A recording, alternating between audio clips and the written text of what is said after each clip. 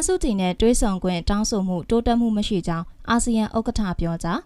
ဒေါ်ဆန်းစုကြည်လွတ်မြောက်ရေးက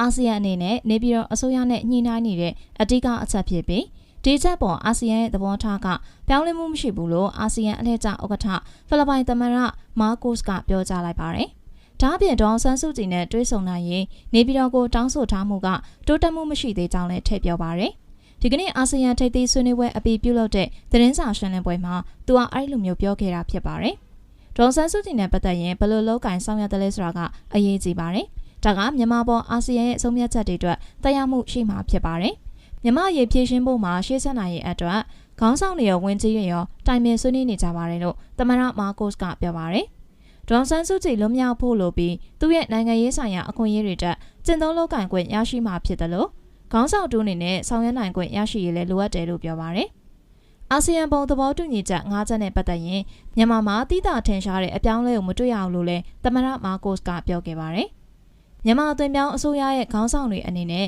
ညှိနှိုင်းဆွေးနွေးနိုင်ရေးအတွက်တိကျထင်ရှားတဲ့ပြုပြင်ပြောင်းလဲရေးအနေငယ်ကိုတိုးလုံးနိုင်ဖို့လိုအပ်တဲ့သဘောလဲသူကသတင်းစာရှင်းလင်းပွဲမှာထည့်ပြောခဲ့ပါတယ်။အာဆီယံခေါင်းဆောင်တွေအနေနဲ့မြန်မာနဲ့ပတ်သက်ပြီးလှုပ်ဆောင်ချက်တွေကအပြေမထွက်တဲ့အတွက်နောက်ထပ်လုပ်နိုင်မဲ့လုပ်ငန်းစဉ်အကြံဉာဏ်တွေကိုအားလုံးကဝိုင်းပြီးတော့စဉ်းစားနေကြတယ်လို့လည်းပြောပါတယ်။အခုနေပြီးတော့ကစစ်တပ်အသွင်ပြောင်းအစိုးရကိုအတိမတ်ပြုနေတာမျိုးဖြစ်မလားဆိုတဲ့အမေးကိုတော့သမ္မတမာကိုစ်က